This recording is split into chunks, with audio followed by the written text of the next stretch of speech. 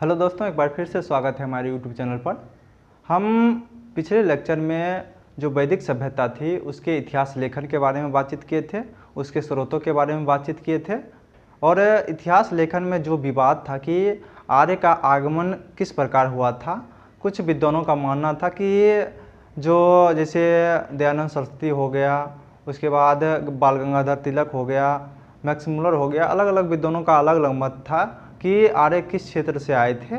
जिनमें Max Muller का जो कथन है कि मध्य एशिया से आया है, वो कथन अभी स्थापित मत है और ज़्यादा मत जो है उसके संदर्भ में ही चल रहा है, तो इसलिए उसको माना गया। उसके बाद और कि आर्य का आक्रमण हुआ था या आवर्जन, यानी मतलब कि आर्य धीरे धीरे करके आए थे या आक्रमण करके आए थे। जैसे आक्रमण का थ्योरी जो है वो मार्टिमर व्हीलर के द्वारा दिया गया था, लेकिन वो क्या हुआ कि वो अभी स्थापित नहीं हो पाया है। अभी क्या कर रहे हैं कि हम किस क्षेत्र की ओर चल रहे हैं कि आर्यों का हुआ है धीरे धीरे इस क्षेत्र की ओर, यानी भारत के तरफ उसका प्रवर्जन के माध्यम से धीरे धीरे छोटे छोटे कबीले के रूप में यहाँ आए हैं। तो इस क्षेत्र में आज जो मुख्य क्लास है वो भौगोलिक विस्तार के बारे में बातचीत करेंगे कि आर्यों का भौगोलिक विस्तार कहाँ से कहाँ तक था। और हम किसी भी सभ्यता के बारे में बातचीत करते हैं, आगे हम मौर्य काल देखेंगे, मौर्योत्तर काल देखेंगे, तो जो भी काल हम देखते हैं तो उसमें भौगोलिक उसका स्थिति क्या था, किस भौगोलिक स्थिति में वो निवास करते थे, उसके बारे में जानना। क्योंकि भौगोलिक स्थिति भी क्या करता है, इतिहास को प्रभावित करता है। जैसे हम पाषाण काल में बातचीत कर रहे थे, तो पाषाण काल में क्या है कि पाषाण जैसे ही पत्थर का काल है, तो जहाँ जहाँ पत्थर होगा वहीं वहीं क्या होगा कि मानव सभ्यता का साक्ष्य मिला है। पत्थर के आधार पर ही देखा गया है कि यहाँ मानव का निवास रहा होगा। और भौगोलिक स्थिति तो हमेशा अभी भी क्या करता है कि आदमी को जितना भी अभी विकसित देश देख रहे हैं, तो ये किसी एक खास अक्षांश पे ही वो विकसित देश निवास करता है, और किसी खास अक्षांश के जो देश हैं वो प्राय गरीब पाए जाते हैं। तो ये जो देश है ये भौगोलिक स्थिति उसके लिए जिम्मेवार कारक हो जाता है। इसलिए हम क्या करते हैं कि भौगोलिक स्थिति को जानना भी हमें बहुत ज़रूरी हो जाता है। तो आज जो हम मुख्य रूप से बातचीत करेंगे वो बातचीत करेंगे कि जो आर्य थे उसका भौगोलिक स्थिति क्या था, वो किस भौगोलिक स्थिति में निवास करते थे। तो इसके लिए क्या करेंगे कि जो हम काल विभाजन किए थे वैदिक काल का, कि वैदिक काल को दो भागों में बांटा गया है, ऋग्वैदिक काल और उत्तर वैदिक काल। जो ऋग्वैदिक काल था उसी को पूर्व वैदिक काल भी कहा जाता है। तो ऋग्वैदिक काल का जो काल विभाजन था वो 1500 से लेकर 1000 और उसके बाद 1000 से लेकर 600 ईस्वी पूर्व तक। तो जो ऋग्वैदिक आर्य हैं और उसके बाद उत्तर वैदिक आर्य हैं, दोनों का भौगोलिक स्थिति हम साथ में लेकर चलेंगे, क्योंकि दोनों को जोड़ना क्या हो सकता है कि इसमें ज़्यादा ज़रूरी होता है, जोड़ के पढ़ना ज़्यादा ज़रूरी होता है। अलग अलग अगर आप पढ़ते हैं तो क्या होगा कि उतना फ़ायदेमंद नहीं होगा, वो अलग अलग ही रखा रह जाएगा। इसलिए सभी चीज़ को जोड़ते हुए चलना है कि आखिर इसमें जोड़ने लायक जहाँ है उसको जोड़ते हुए चलना है। क्योंकि ये तो आर्य ही है, तो भौगोलिक विस्तार तो उसका जुड़ाव होगा ही, क्योंकि इतिहास का जो अध्ययन है वही कहलाता है कि जो हम परिवर्तन के तत्व को रेखांकित करते हुए अगर चल रहे हैं उसी को इतिहास कहा जाता है, कि पिछले काल से इस काल में क्या परिवर्तन हुआ है।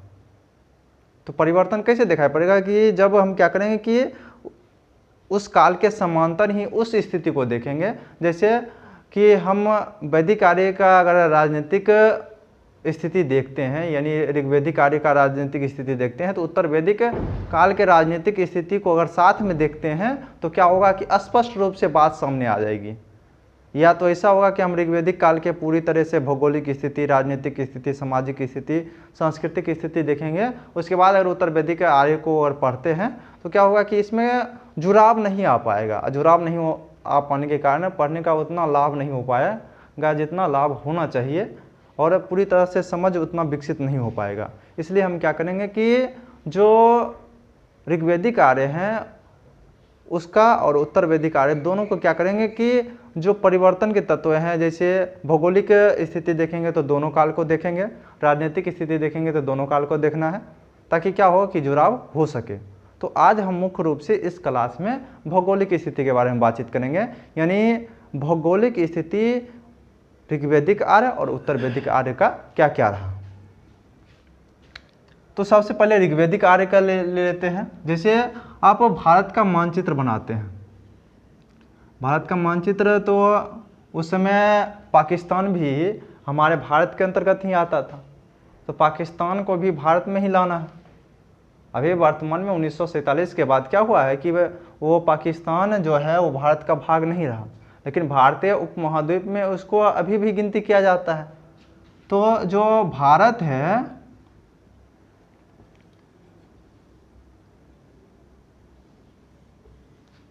इधर आप देखते हैं तो ये क्षेत्र जो है, यहाँ आप बना लीजिए,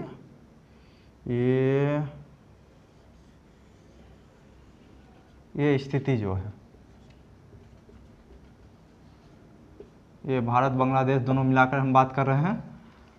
तो ये स्थिति जो है, ये स्थिति में आप देखेंगे, आप स्पष्ट नज़र आ रहा है कि ये जम्मू एंड कश्मीर है। हम जान के ऐसा किए हैं। ऐसे आप नदी देखेंगे, ये पूरा क्षेत्र ही है, स्थल मार्ग ही है, इधर जल है, इसलिए जल को हम ऐसे दर्शाए हैं। इधर अरब प्रायद्वीप है, इधर आप जानते हैं कि पाकिस्तान के बगल में अफगानिस्तान है।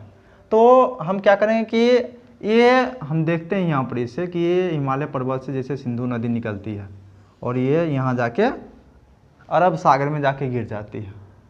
तो भौगोलिक विस्तार जब देखा जाता है वैदिक आर्यों का, तो इसी क्रम में देखा जाता है कि हमको पता है कि वैदिक आर्यों का आगमन जो है वो मध्य एशिया से हुआ है। अब इसका विवरण हम कैसे पाते हैं? जैसे हम स्रोत की बात किए तो उसमें पुरातात्विक स्रोत हो गया और साहित्यिक स्रोत हो गया। तो पुरातात्विक स्रोत जो है, हम पहले भी बता चुके हैं कि पुरातात्विक स्रोत जो है वैदिक सभ्यता के बारे में उतना ज्ञान नहीं दे पाता है, क्योंकि जो वैदिक साहित्य कह रहा है उसका पुष्टि अगर पुरातात्विक साहित्य से पुरातात्विक स्रोत से किया जाता है तो वो पुष्टि हो नहीं पाता है।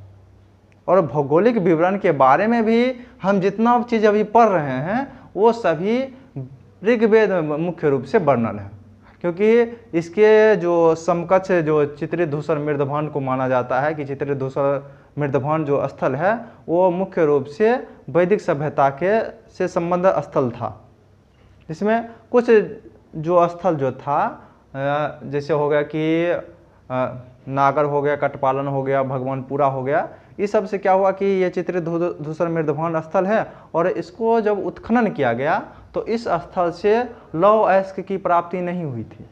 और ऐसा माना जाता है कि ऋग्वेदिक आर्य जो है वो लौह अयस्क से परिचित नहीं थे, क्योंकि लौह अयस्क से जो समांतर उसका शब्द होना चाहिए वो शब्द ऋग्वेद में कहीं नहीं मिला है। उत्तर वैदिक काल में मिल रहा है, ऋग्वेद में सिर्फ अयस्क शब्द का प्रयोग किया जा रहा है, जिसका संबंध दर्शाया जाता है या तो यह तांबा के लिए उपयोग किया जाता होगा या कांस्य के लिए उपयोग किया जाता होगा। वही जो कृष्ण अयस्क हो गया, उसके बाद श्याम अयस्क हो गया, तो वो उत्तर वैदिक काल में मिलता है, जिससे पता चलता है कि कृष्ण अयस्क या श्याम अयस्क जिसको कहा जा रहा है वो मुख्य रूप से लोहा ही था, लौह धातु ही था। तो लौह धातु का उपयोग जिस क्षेत्र से नहीं मिला है उस क्षेत्र को माना गया कि ये जो क्षेत्र है वो क्या है कि ऋग्वेदिक आर्य से संबंधित है। लेकिन तब पर भी उतना पुरातात्विक स्रोत नहीं प्राप्त हुआ है जितना होना चाहिए। इसलिए मुख्य रूप से क्या करना है कि हम पुरातात्विक स्रोत से उतना जानकारी नहीं ले पाते हैं। मुख्य रूप से हम क्या करें कि साहित्यिक स्रोत से जो जानकारी मिल रही है उसी के ऊपर निर्भर हैं और उसी के जानकारी को स्रोत बना के हम क्या करते हैं कि वैदिक सभ्यता का जो अध्ययन करते हैं या इतिहास लेखन किया जाता है। तो यह मुख्य रूप से हम ऋग्वेद के बारे में बातचीत कर रहे हैं।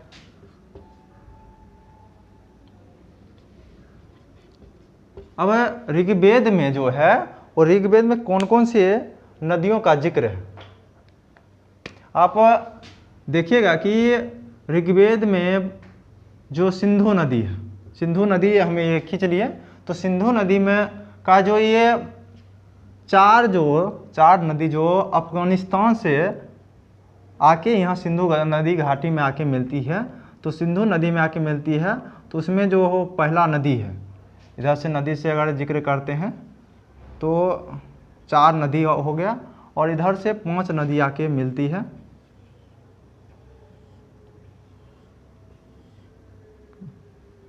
पांच नदी आके और यहाँ आके मिल जाती है। तो इसमें कौन कौन सा नदी है, जैसे हो गया कि कुंभा हो गया, कुंभा, यानी अभी वर्तमान में इसका नाम काबुल है। जैसे हम यहाँ लिख देते हैं कुंभा, वर्तमान में इसका नाम क्या है, काबुल। उसके बाद हो गया सुवास्तु, सुवास्तु यानी स्वात हो गया, सुवास्तु यानी स्वात। स्वात घाटी के बारे में भी चर्चा आगे हमको मिलता रहेगा, क्योंकि स्वात घाटी से ही बहुत ज़्यादा आक्रमण जो है वो भारत की तरफ हुआ है। उसके बाद हो गया कुर्मू, कुर्मू या कुमू लिखा जाता है इसको। तो कुर्मू अभी जो है, अभी इसको कुर्रम नदी कहा जाता है वर्तमान में। ये इधर वाला जो नाम लिख रहे हैं वो वर्तमान नाम है। उसके बाद कुर्मू, उसके बाद आ गया गोमती, गोमती यानी यहाँ गोमती लिख देते हैं, और गोमती का जो आधुनिक नाम है उसको कहा जाता है गोमल। तो ये जो था, ये सिंधु नदी जो है, ये सिंधु नदी, इसको हम सिंधु नदी मान रहे हैं। तो सिंधु के ये जो है ये पश्चिम से सहायक नदी थी।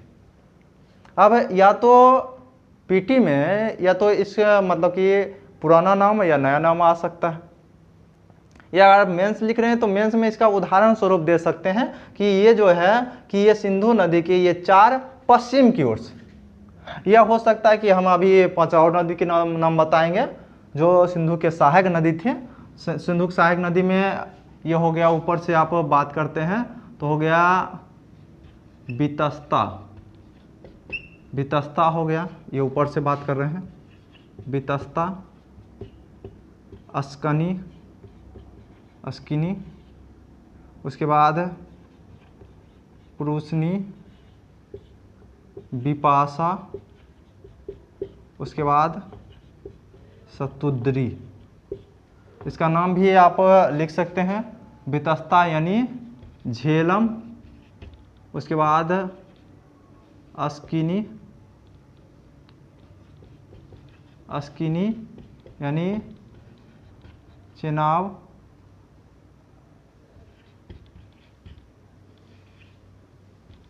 उसके बाद अस्कनी हो गया, उसके बाद हो गया प्रूसनी,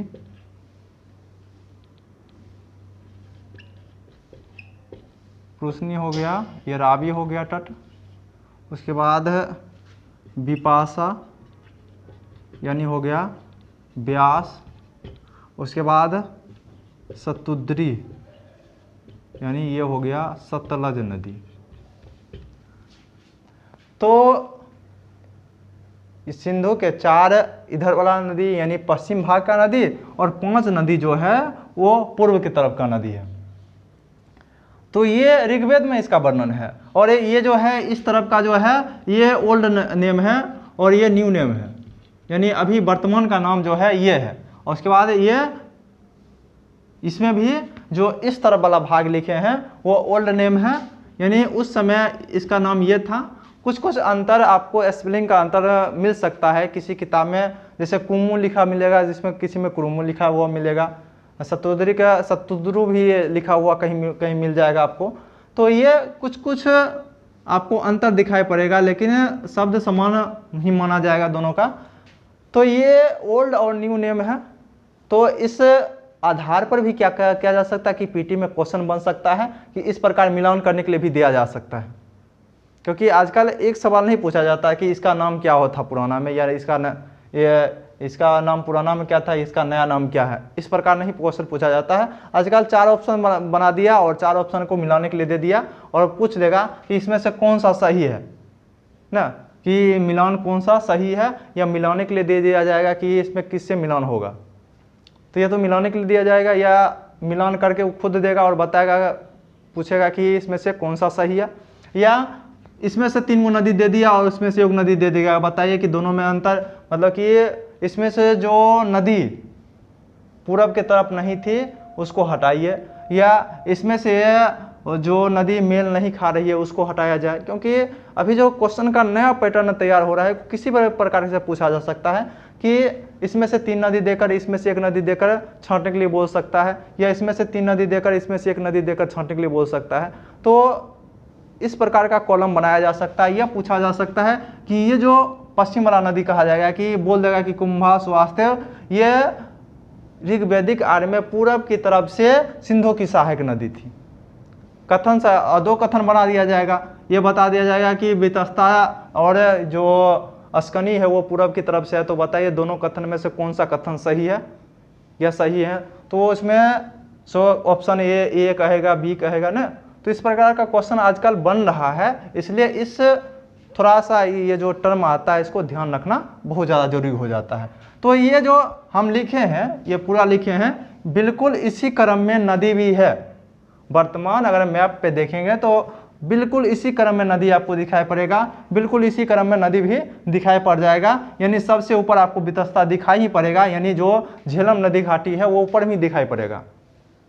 उसी प्रकार से है। ऐसे ये जो है ये चित्र पूरी तरह से सही नहीं है, लेकिन जो समझाने के लिए बनाया गया है, समझाने की दृष्टि से बहुत ज़्यादा उपयुक्त है। उसके बाद एक और नदी का जिक्र मिलता है जिसको कहा जाता है सरस्वती नदी। ये मुख्य रूप से राजस्थान में बहती थी, जिसको अभी घग्घर हाकरा घाटी अगर कहते हैं। ये अभी काल्पनिक नदी है, काल्पनिक नदी है, यानी पूरी तरह से स्थापित नहीं हो पाया है कि सरस्वती नदी कहाँ बहती थी। तो ये अभी तो जो भारतीय विद्वान है, भारतीय विद्वानों का मानना जो है वो कि जो घग्घर और हकरा का जो सूखा घाटी है वही क्या है, सरस्वती नदी है। वही एक आर्य शर्मा लिखते हैं कि जो अवेस्ता का नाम सुने हुए हैं, जैन अवेस्ता जो है वो ऋग्वेद के समकालीन ही एक ग्रंथ जो है वो आप कह सकते हैं कि ईरानी सभ्यता का ग्रंथ है। तो उस ग्रंथ में जो हरखवती नदी का जिक्र किया गया है, हरखवती नदी जो है उसी से भारतीय सभ्यता में आ गया है सरस्वती नदी। लगभग शब्द समान है, इसलिए ऐसा जिक्र किया गया है, क्योंकि शब्द की समानता के आधार पर ही इस जो सभ्यता हम पढ़ रहे हैं उस सभ्यता का ज़्यादा जानकारी भी जुटाया गया है। तो हरखवती नदी से इसकी समानता की गई है सरस्वती नदी की, जो वर्तमान में जो अफगानिस्तान में बह रही है हेलमंद नदी से इसकी पुष्टि की जाती है कि ये हेलमंद नदी रहा होगा। तो यहाँ सरस्वती नदी का विवाद बना हुआ है कि सरस्वती नदी या तो हेलमंद है या घग्घर हाकरा की नदी है। ये अभी तरह से पूरी तरीके से स्थापित नहीं हो पा रहा है। दोनों तरफ के पुरातत्वविद के बीच खींचातानी चल रहा है। भारतीय पुरातत्वविद कह रहा है कि ये घग्घर जो हाकरा नदी का सूखा घाटी है वही क्या है कि सरस्वती नदी है। उसके बाद एक और मरुद्विद नदी की चर्चा की गई है। मरुद्विद नदी जो है उसको माना जाता है कि मरुद्विद नदी कश्मीर में बहती थी। अभी तो कश्मीर का विभाजन हो गया है, तो कश्मीर में बहती थी मरुद्विद नदी। ये जो हम बात कर रहे हैं मुख्य रूप से हम बात किसका कर रहे हैं, ये बात कर रहे हैं ऋग्वेद में वर्णन किया गया है। ये मरुद्विद हो गया नदी। उसके बाद एक और पर्वत की चर्चा की गई है जिसको कहा गया मुजवंत पर्वत। मुजवंत पर्वत की चर्चा जो है वो ऋग्वेद में मिलती है। तो इससे पता चल रहा है कि यहाँ क्या है कि कश्मीर में भी आर्यों का प्रसार था। उसके बाद अब जैसे यहाँ दिल्ली लेते हैं तो यहाँ से यमुना नदी, जैसे यहाँ से यमुना नदी निकल के गंगा नदी, तो गंगा की चर्चा जो है ऋग्वेद में एक बार की गई है, गंगा नदी की चर्चा। और यमुना की चर्चा 3 बार हुई है ऋग्वेद में। तो ऐसा माना जाता है कि यमुना नदी ही क्या था कि इस सभ्यता का दक्षिणी भी कह सकते हैं इसका, और पूर्वी क्षेत्र भी इसको कहा जा सकता है। यानी कि अंतिम सीमा जो था वो क्या था कि यमुना नदी था। किस सभ्यता का, ऋग्वैदिक सभ्यता का। तो यमुना की चर्चा से ये स्पष्ट हो रहा है। अब कुछ जगह चर्चा किया गया धन्व जो है इसकी चर्चा किया गया है, और धन्व कहा जाता है मरुस्थल। जो धन्व उस समय ऋग्वेद में चर्चा किया गया था उसका जो वर्णन किया गया था उसके आधार पर बताया गया कि समझा गया है कि यह मरुस्थल के बारे में चर्चा किया गया है। उसके बाद समुद्र की भी चर्चा मिल रही है। तो मरुस्थल के बारे में तो कहा जा सकता है कि हाँ, मरुस्थल जो राजस्थान में है, थार का मरुस्थल, वहाँ तो हो सकता है कि मरुस्थल से परिचित होगा, लेकिन समुद्र से ऋग्वेदिक आर्य परिचित थे या नहीं, इसके बारे में अभी भी विवाद बना हुआ है। तो अब क्या करेंगे कि इतना आप देख लिए, ये मुख्य रूप से ऋग्वेद में चर्चित है, ऋग्वेद में वर्णित है। और ऋग्वेद में जो है वो सबसे ज़्यादा महत्व जो है ये सप्त सिंधव प्रदेश को दिया गया है। सप्त सिंधव प्रदेश यानी 5 गो ई नदी हो गया, छठा सिंधु नदी हो गया, इधर से कोनो एगो नदी होगा, तो 5 जो, या इसको सरस्वती को ही शामिल किया गया होगा। तो ये जो मुख्य रूप से जो है ये पंजाब का क्षेत्र है। पंजाब का क्षेत्र मतलब समझ रहे हैं कि पूर्वी पंजाब जो है भारत में है और पश्चिमी पंजाब जो है वो पाकिस्तान के पास है। तो मुख्य रूप से जो पंजाब था, पंजाब में ही क्या था कि ऋग्वेदिक आर्यों का निवास स्थल था। उसके बाद पंजाब हो गया, उत्तर पश्चिम सीमा प्रांत हो गया, उसके बाद अफगानिस्तान क्षेत्र हो गया, कश्मीर हो गया ना। पंजाब का अगर अभी वर्तमान का हरियाणा राज्य भी ले सकते हैं, राजस्थान का उत्तरी भाग हो सकता है, और उत्तर प्रदेश का कुछ भाग क्या है कि इतने दूर में क्या था कि उस समय वेद यानी ऋग्वेदिक आर्य रहते थे। इतने बड़ा क्षेत्र में ऋग्वेदिक आर्य का उस समय निवास स्थल था। ये पूरी तरीके से स्पष्ट है आप लोग को कि ऋग्वेदिक आर्यों का निवास स्थल किस क्षेत्र में था। ये इसी आधार पर आप वर्णन कर सकते हैं। अगर मेंस में क्वेश्चन पूछा जाएगा, मेंस में कैसे क्वेश्चन पूछा जाएगा वो हम आगे बताएंगे, और क्वेश्चन हम देंगे भी कि आप ये क्वेश्चन बनाए भी इसके संदर्भ में। तो चित्र बनाना ज़्यादा, चित्र अगर बना के समझाते हैं तो ज़्यादा नंबर उसमें 1-2 नंबर मिल जाना मेंस में बहुत ज़्यादा महत्व रखता है। तो ये चित्र के आधार पर आप समझ लिए हैं, और इसी चित्र के आधार पर हम आगे थोड़ा बढ़ते हैं। आगे अगर बढ़ेंगे, क्योंकि यहाँ जो सप्त सिंधव प्रदेश को ज़्यादा महत्व दिया गया है, और इसी के साथ धीरे धीरे क्या हो रहा है कि उत्तर वैदिक काल में धीरे धीरे क्या हो रहा है, आर्यों का प्रसार इस क्षेत्र की ओर रहा है। यानी इस क्षेत्र की ओर क्या हो रहा है, आर्यों का प्रसार हो रहा है। और यहाँ जो एक नदी है जिसको कहा जाता है सदानीरा, उस समय कहा जाता था, अभी कहा जाता है इसको गंडक नदी। तो गंडक नदी जो है, गंडक नदी अभी मुख्य रूप से बिहार और उत्तर प्रदेश के कुछ भाग, और मुख्य रूप से बिहार में आके दानापुर के दानापुर नहीं कह सकते हैं, दीघा जो अभी वर्तमान का पटना है वहाँ पे आके मिलती है गंडक नदी। तो गंडक नदी जो है उसको उस समय कहा जाता था सदानीरा यानी गंडक। तो बताया गया कि उत्तर वैदिक ग्रंथ जो है, उत्तर वैदिक ग्रंथ में किसको लेते हैं, जो 3 वेद है, अन्य 3 वेद हैं ऋग्वेद के अलावा, सामवेद, यजुर्वेद हो गया, अथर्ववेद हो गया। उसके बाद वेद पर आधारित जो ब्राह्मण ग्रंथ है, और उसके बाद आरण्यक है, उपनिषद हो गया ना। तो उस सभी को क्या माना गया है कि उत्तर वैदिक ग्रंथ माना गया है। तो उत्तर वैदिक ग्रंथ में क्या है कि सदानीरा को लगभग जो वैदिक आर्य का जो पूर्वी सीमा माना गया है, वैदिक आर्य का पूर्वी सीमा माना गया, और उससे आगे किसी नदी का जिक्र नहीं किया गया है। ये हो गया गंडक नदी हो गया। और गंडक नदी अब देखा जा रहा है कि आर्यों का जो प्रसार है वो धीरे धीरे किस ओर हो रहा है, पूरब की ओर हो रहा है। और आप जानते हैं कि अगर बारिश की मात्रा देखते हैं तो बारिश की मात्रा इस क्षेत्र की ओर धीरे धीरे बढ़ती जा रही है। तो बारिश की मात्रा जैसे जैसे इस तरफ की अगर बढ़ते जाएंगे तो इस तरफ का जो मिट्टी है वो ज़्यादा उपजाऊ है। अभी जो उत्तर प्रदेश, बिहार, जो बंगाल है, इस सब में जनसंख्या घनत्व का एक बड़ा कारण ये भी है कि यहाँ की मिट्टी ज़्यादा उपजाऊ था, समतल मैदान होने के कारण ना। तो इस सब ऐसा मैदान होने के कारण यहाँ ज़्यादा विकास न, ज़्यादा व्यक्ति क्या यहाँ निवास करना शुरू कर दिए थे उसी समय। तो इस पूरा क्षेत्र पर क्या हुआ, उत्तर वैदिक काल तक आते आते क्या हुआ है कि इस पूरे क्षेत्र पर क्या हो रहा है कि वैदिक आर्यों का निवास स्थल हो गया था। अब कि जो उत्तर वैदिक ग्रंथ है, उत्तर वैदिक ग्रंथ में जो यमुना की चर्चा यहाँ ऋग्वेद में 3 बार मिला है, वही बार बार मिल रहा है उत्तर वैदिक ग्रंथ में। यहाँ जो शतपथ ब्राह्मण है उसमें गंगा की जो गंगा का जो चर्चा है वो विशेष रूप से किया गया है। सदा नीरा की भी चर्चा की गई है।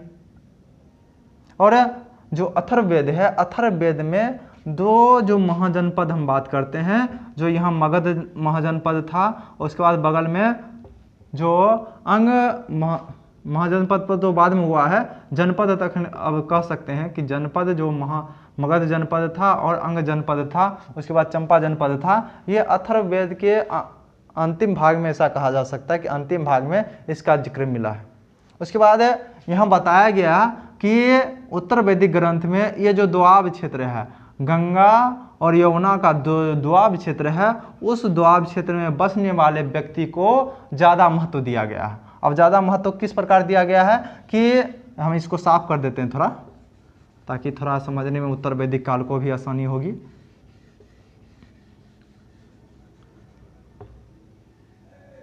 तो उत्तर वैदिक काल को समझने के लिए देखिए कि जो यमुना है, यमुना नदी है, यमुना नदी के कहा गया कि ये जो है इसके ऊपरी भाग में, इसके ऊपरी भाग में एक जनपद का विकास हुआ जिसको कहा गया कुरु जनपद।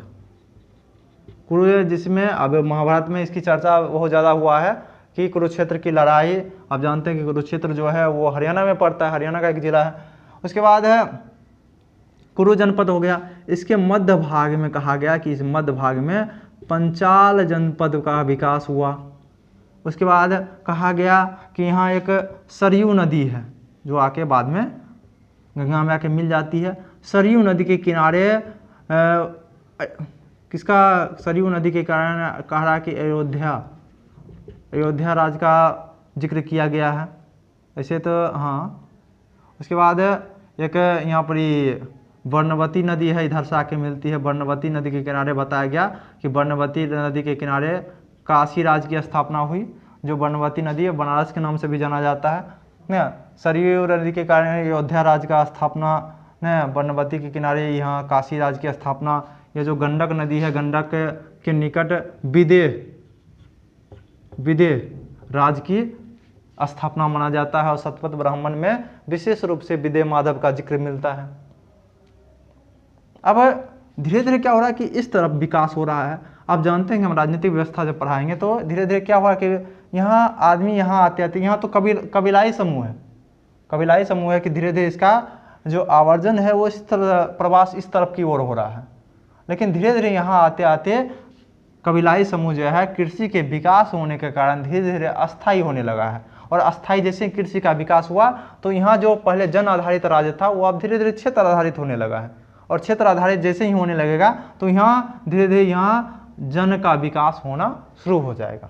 यहाँ जो पंचाल, पहले जो कबीला एक समूह था, कबीलाई समूह था, वो अब क्या हुआ कि एक जन का निर्माण कर दिया है। हम राजनीतिक व्यवस्था पढ़ेंगे तो जन जो था वो ऋग्वैदिक आर्यों का सर्वोच्च जो राजनीतिक का सर्वोच्च पद था उस समय जन, और जनपति उसका प्रधान हुआ करता था। तो पंचाल यहाँ क्या हो रहा है कि कबीला से यहाँ पर ये जन बन जा रहा है। जन मतलब कि एक बहुत बड़ा समूह एक साथ चलता था। और धीरे धीरे यहाँ क्या हो रहा है कि जैसे ही जनपद लिखाना शुरू हो गया, अभी भी आप जाइएगा उत्तर प्रदेश में सभी जिला को जनपद कहा जाता है।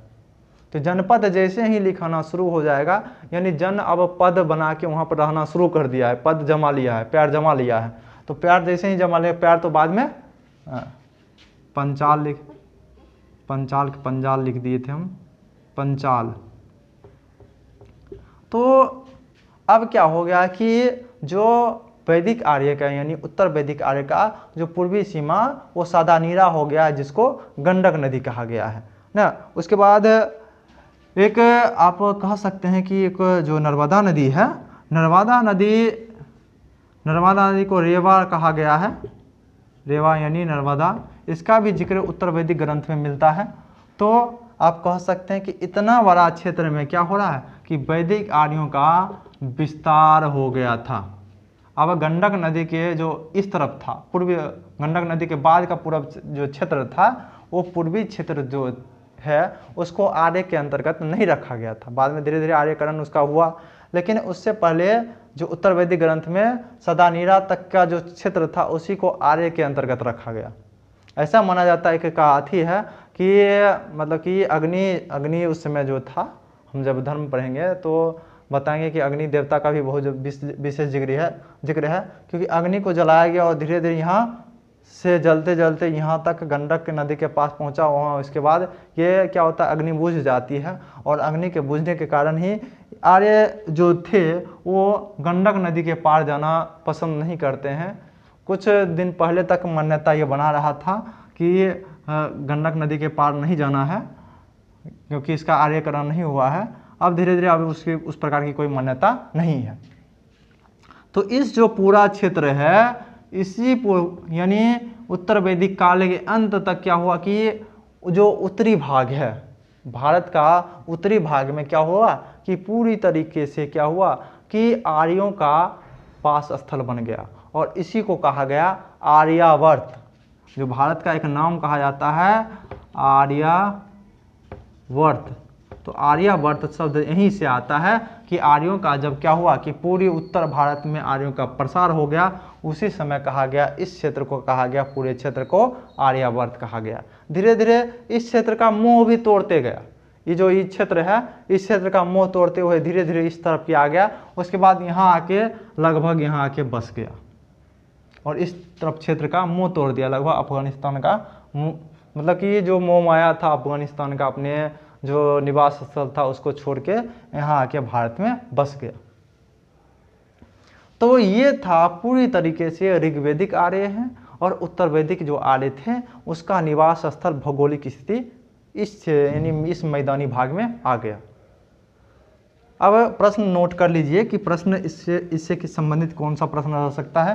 कि प्रश्न तो ये तो बता ही दिए, और इस संबंधित भी प्रश्न उल्टा पुल्टा करके पूछा जा सकता है। इसमें कथन बना दिया जाएगा कि जैसे गंगा की चर्चा एक बार हुआ है तो बता दिया जाएगा कि ऋग्वेद में, या लिख देगा कि उत्तर वैदिक ग्रंथ में गंगा की चर्चा एक बार की गई है। पहला कथन एक, उसके बाद कथन दो, ऋग्वेदिक ग्रंथ में, उत्तर वैदिक ग्रंथ हम करें, उत्तर वैदिक ग्रंथ में गंगा की चर्चा एक बार हुई है। उसके बाद दूसरा कथन लिखेगा ऋग्वेदिक ग्रंथ में यमुना की चर्चा 3 बार हुई है। उसके बाद सदानीरा का नाम नर्मदा नदी था।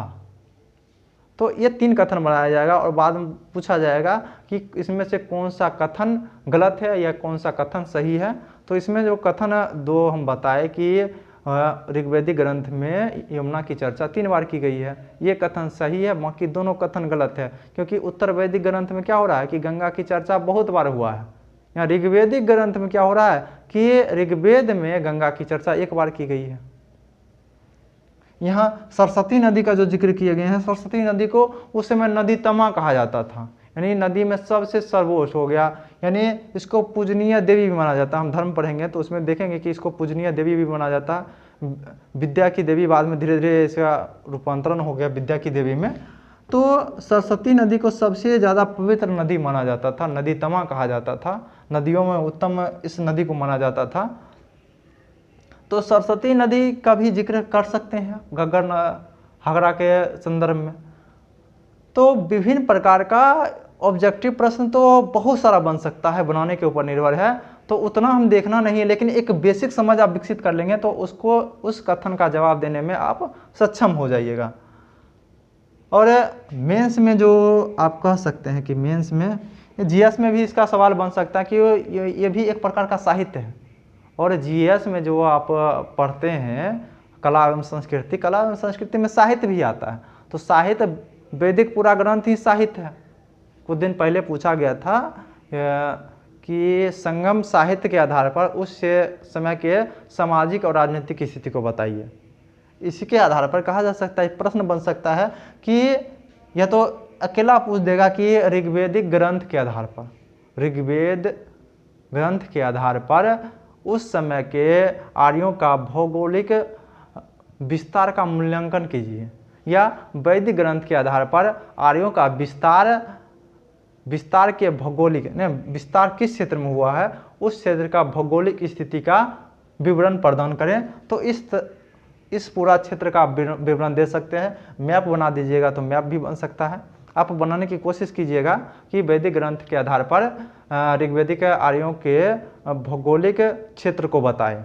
ये प्रश्न लिख लीजिए, आप बना के देखिएगा कि आपसे बनता है या नहीं, कोशिश कीजिएगा, क्योंकि कोशिश धीरे धीरे करने से ही धीरे धीरे क्या हो रहा है कि आप में ज़्यादा निखार आएगा। एक ही बार कुछ नहीं होता है, धीरे धीरे कोशिश करना है। जो भी होगा 10-12 लाइन, या कोई होगा, कोई ऐसे स्टूडेंट होंगे जो पूरा लिख पाएंगे, तो ऐसा हो सकता है। इसलिए अभी से ही बनाना, धीरे धीरे अभ्यास करना शुरू कर दीजिए। तो आज के लिए इतना ही, धन्यवाद।